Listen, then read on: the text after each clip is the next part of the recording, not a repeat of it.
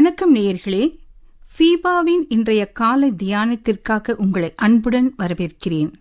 அன்பான ஃபீபா நேயர்களுக்கு கர்த்தராகிய இயேசு கிறிஸ்துவின் இனிய நாமத்தில் என் வாழ்த்துக்களை கூறிக்கொள்கிறேன். பிரியமானவர்களே, சங்கீதம் 19:14 தாவீது இவ்வாறாக ஜெபிக்கிறார்.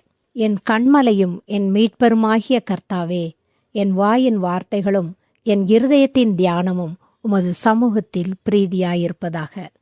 முதலாவது, நாம் பேசும் வார்த்தைகள் கர்த்தருக்கு ஏற்புடையதாக அல்லது கர்த்தருக்கு பிரியமானதாக இருக்க வேண்டும். நம் இருதயம் எதால் நிறைந்திருக்கிறதோ அதையே நம் வாய் பேசுகிறதென்றும், நாம் பேசும் வீணான வார்த்தைகள் யாவையும் குறித்து நியாய தீர்ப்பு நாளில் கணக்கு ஒப்புவிக்க வேண்டும் என்றும் இயேசு மத்தேயு 12 கூறுகிறார். இஸ்ரவேலின் ராஜாவாகிய சவுலின் வாழ்க்கையை பார்ப்போமானால் அவருடைய வார்த்தைகள் மாய்மாலமான வார்த்தைகளாக இருந்தது.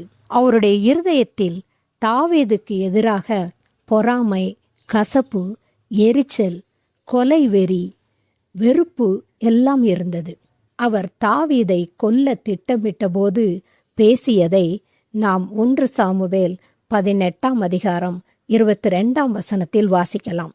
பின்பு சவுல் தன் ஊழியக்காரரை பார்த்து, நீங்கள் தாவீதோடு இரகசியமாய் பேசி, இதோ ராஜா உன்மேல் பிரியமாயிருக்கிறார், அவருடைய ஊழியக்காரர் எல்லாரும் உம்மை சிநேகிக்கிறார்கள், இப்போதும் நீர் ராஜாவுக்கு மருமகனானால் நலம் என்று சொல்லுங்கள் என்று கற்பித்தான்.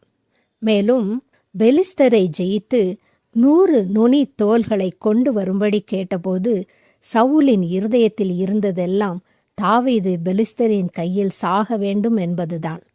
பிரியமானவர்களே, நம்முடைய இருதயத்தில் கூட சிலரை பற்றி பொறாமை இருக்கலாம், கோபம் இருக்கலாம், கசப்பான எண்ணங்கள் இருக்கலாம். ஆனால் அவர்களை பார்க்கும்போது நல்லவர்கள் போல அன்பாக அவர்களோடு பேசுகிறோம் இல்லையா? இப்படிப்பட்ட நயவஞ்சகமான மாய்மாலமான வார்த்தைகளை தேவன் வெறுக்கிறார். தேவன் நம் இருதயத்தில் இருக்கும் கெட்ட எண்ணங்களை எடுத்து போடும்படி நாம் அவரிடத்தில் கேட்க வேண்டும். அப்போது நம் வார்த்தைகள் தேவனுக்கு பிரியமானவைகளாக இருக்கும். இரண்டாவதாக, நம் வாயின் வார்த்தைகளில் உண்மை இருக்க வேண்டும். சவுல் ராஜா தேவனால் அபிஷேகிக்கப்பட்டு தெரிந்தெடுக்கப்பட்ட ஒருவராய் இருந்த போதும் அவருடைய வார்த்தைகள் உண்மையுள்ளவைகளாய் இல்லை. அமலேக்கியர்களையும் அவர்களுடைய உடைமைகளையும் முற்றிலுமாக அழித்து போடும்படி தேவன் சவுலிடம் கூறினார். சவுலோ சிறந்த கால்நடைகளையும் அமலேக்கிய ராஜாவான ஆகாகையும் கொல்லாமல் விட்டு வைத்தார். தீர்க்கதரிசியான சாமுவேலை அவர் எதிர்கொண்ட போது சவுல், கர்த்தருடைய வார்த்தையை நான் நிறைவேற்றினேன் என்று பொய் சொன்னார். தன் கீழ்ப்படியாமையின் செயலை மறைத்து அப்படி பொய் சொன்னார். அடுத்து, ஜனங்கள்தான் அந்த தவறை செய்தார்கள் என்று ஜனங்களை குற்றப்படுத்தினார். சவுலை போலவே நாம் நம்முடைய நற்பெயரை காப்பாற்றி கொள்ள நமது தவறுகளை, நமது தோல்விகளை பெரும்பாலும் பூசி மெழுக முயற்சித்து உண்மைகளை பேசாமல் விட்டுவிடுகிறோம். நம் வாயின் வார்த்தைகள் உண்மையுள்ளவைகளாய் இருக்கிறதா ஆராய்ந்து பார்ப்போம்.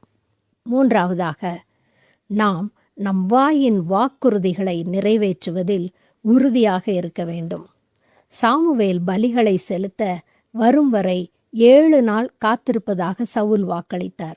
ஆனால் நிலைமை மோசமாகி சவுலினுடைய ஆட்கள் சிதறி சென்றபோது பதற்றமடைந்து தன் வாக்கை மீறி தடை செய்யப்பட்டிருந்த ஒரு ஆசாரிய பணியையும் கூட தானே செய்தார்.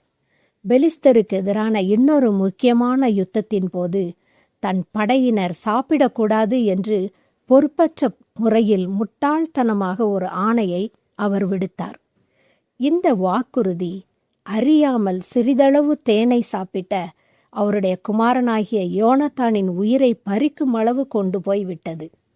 அடுத்ததாக ஒரு யுத்தத்தில் கோலியாத்தை தோற்கடிப்பவருக்கு தன் குமாரத்தியாகிய மேராபை கொடுப்பதாக சவுல் வாக்குறுதி அளித்தார். ஆனால் பின்னர் அந்த வாக்குறுதியையும் மீறி அவளை ஆதரியேல் என்ற ஒரு மனுஷனுக்கு மனைவியாக கொடுத்து விட்டார். சவுல் தேவனுக்கு பயப்படுவதை விட மனிதர்களின் கருத்துக்களுக்கு அதிகமாக பயந்ததால் தேவனுக்கும் மற்றவர்களுக்கும் கொடுத்த வாக்குறுதிகளை அடிக்கடி மீறினார். பிரியமானவர்களே, மற்றவர்களிடமோ அல்லது தேவனிடமோ ஏதாவது ஒன்றை செய்வோம் என பொருத்தனை செய்தால் அதை கண்டிப்பாக நிறைவேற்ற வேண்டும். ஏனென்றால் தேவன் தம் வாக்குறுதிகளை நிறைவேற்றும் ஒரு தேவனாக இருக்கிறார். யாக்கோபு 5:12 கூறுகிறது, நீங்கள் ஆக்கினைக்குள்ளாக தீர்க்கப்படாதபடிக்கு உள்ளதை உள்ளதென்றும் இல்லதை இல்லதென்றும் சொல்ல கடவீர்கள். ஆம் பிரியமானவர்களே, நாம் கூறும் வாயின் வார்த்தைகள் எப்பொழுதும் தேவனுக்கு பிரியமானவைகளாக, உண்மை உள்ளவைகளாக, நாமும் கூட அந்த வாக்குறுதிகளை காப்பாற்றுபவர்களாக இருக்க வேண்டும். ஜெபிப்போம். எங்கள் கண்மலையும் எங்கள் மீட்பருமாகிய கர்த்தாவே, எங்கள் வாயின் வார்த்தைகளும் எங்கள் இருதயத்தின் தியானமும் உமது சமூகத்தில் பிரதியாயிருப்பதாக. ஆமேன். இன்றைய காலை தியானத்தில் பங்கேற்றமைக்காக நன்றி. உங்களது கருத்துக்களை பகிர்ந்து கொள்ளவோ மேலும் விவரங்கள் அறிந்து கொள்ளவோ 9458505042 என்ற எண்ணிற்கோ அல்லது info@fibaonline.org தொடர்பு கொள்ளவும். தேவன் தாமே உங்களை ஆசீர்வதிப்பாராக. ஆமேன்.